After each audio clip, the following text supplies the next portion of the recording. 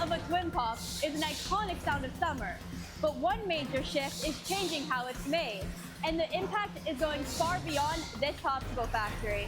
I'm Samantha Smith, and coming up on WVU News, I'll explain why. For years, there was a step between owning a gun and carrying it concealed. A 5-hour safety course for 18 to 21-year-olds at ranges like this.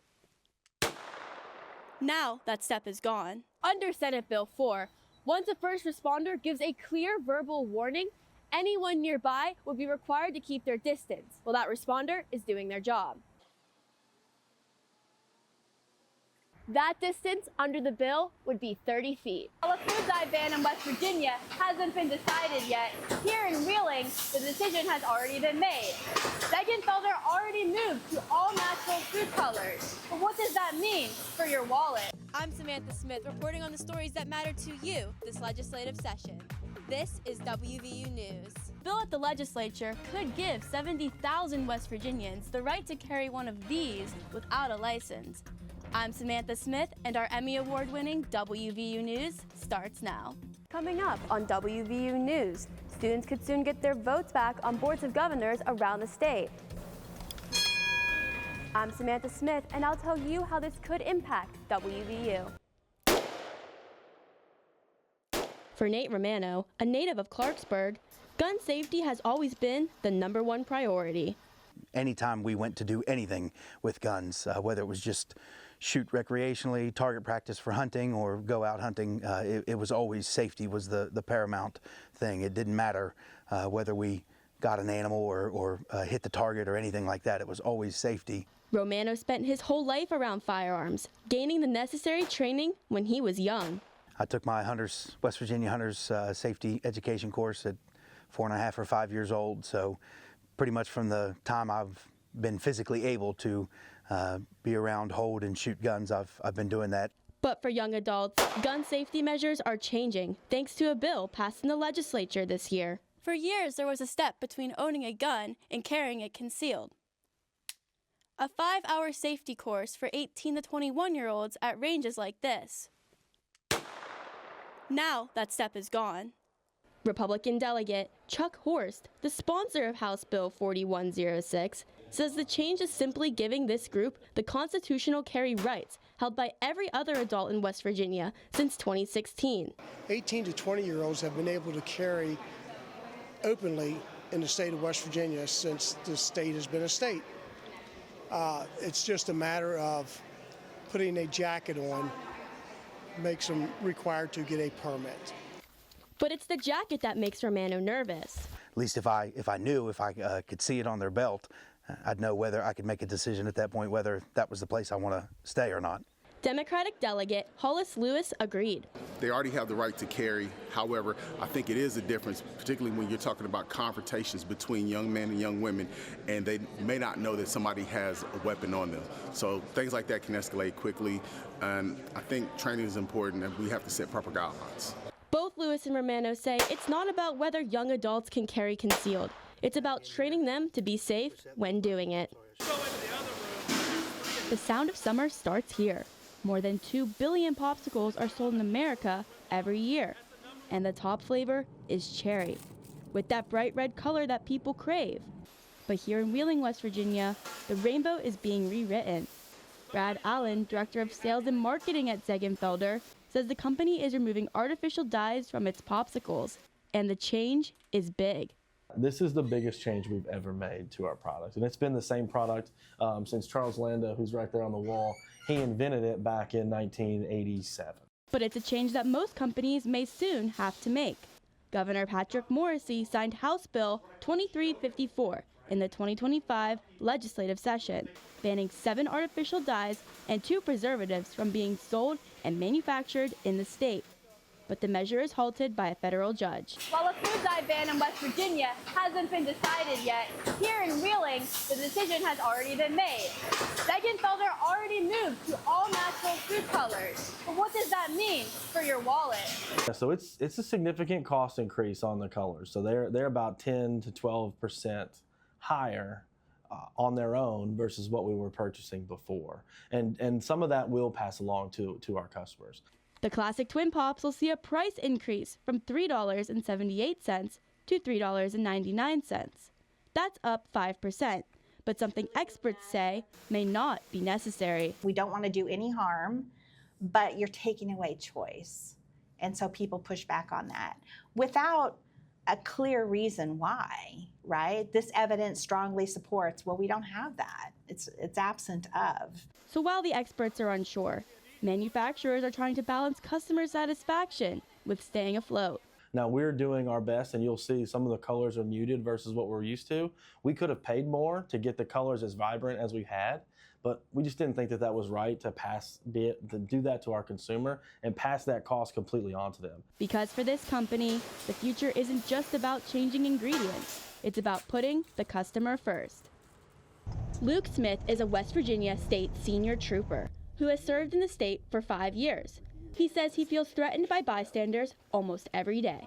Especially in populated areas, it's a daily occurrence for our troopers, officers, deputies, anywhere in the state. States around the country are trying to make the jobs of first responders like Smith safer, including West Virginia. Senate Bill 4, sponsored by Republican Senator Mike Oliverio, creates a new misdemeanor to help. Under Senate Bill 4, once a first responder gives a clear verbal warning, anyone nearby would be required to keep their distance while that responder is doing their job. That distance under the bill would be 30 feet. Republican delegate Jonathan Pinson is a former police officer who feels the bill would bring more police officers to the force. There are a vast majority of departments that are begging for help. And the reason why is it's a dangerous profession. So we as a governing body, we must consider legislation that protects our police officers while at the same time protecting the rights of citizens. But not everyone agrees.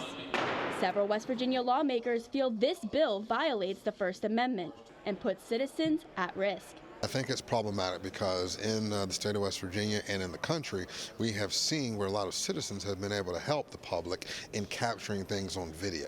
And so the fear there is that the people are not going to be protected. And so I think that bill definitely needs vetted a lot more. Smith says bystanders would still be able to record anything happening in a public place. So it would only just protect us from someone who's trying to harm us or the individual on scene. He says the bill would make him feel protected while keeping his fellow West Virginians safe. According to national data, more than 85,000 police officers were assaulted across the country in 2024. Senate Bill 4 now heads to the governor's desk, and if signed into law, will take effect in June. Almost 1/5 of the food items we eat every day contain synthetic dyes that the West Virginia legislature attempted to ban last year. A legal battle has that ban tied up in court, but I visited one local company who says the impact of outlawing a few ingredients could be anything but sweet. But the number of people who carry a weapon concealed could rise as a new law eases requirements in West Virginia. Young adults will soon be able to carry a concealed firearm without a license. I traveled to Clarksburg to speak with a lifelong gun owner who says he's concerned about the change and the loss of training requirements that comes with it. My name is Samantha Smith, and I'm reporting live for WVU News here in Wheeling, West Virginia at the Ziegenfelder Popsicle Factory. Now you may be wondering, what is the Ziegenfelder Popsicle Factory? Well, once I show you all what they're making here, you're gonna get hit with nostalgia and you're gonna know exactly what I'm talking about. I'm gonna flip my camera here. Here we got the famous Twin Pops everybody knows and loves. Right now, these are just bags of banana. And what's really interesting about this popsicle factory is it's located here in West Virginia, and which means they already made the decision to remove all of their artificial colors ahead of a potential ban of artificial food dyes in the state of West Virginia.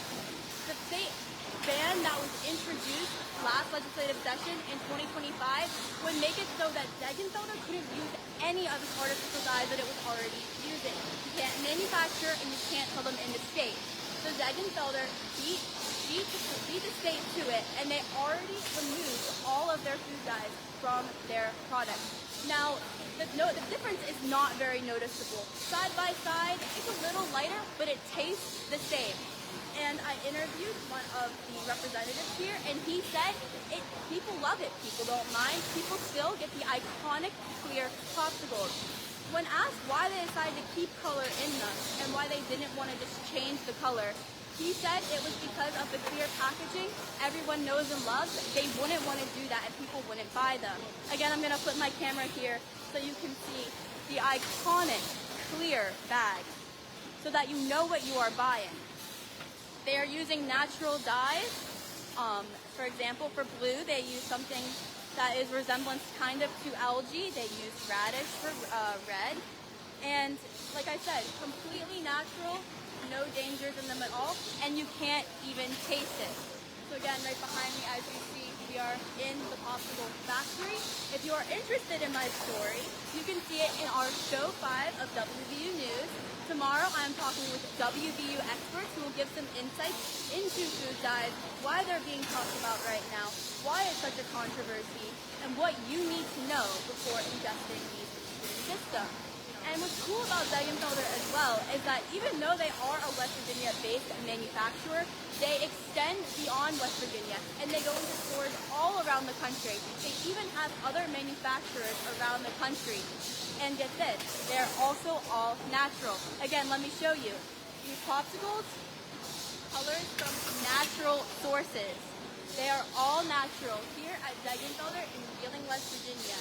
Again, my name is Samantha Smith. I'm reporting for WVU News, live here in Wheeling, West Virginia at the Zegenfelder Popsicle Factory.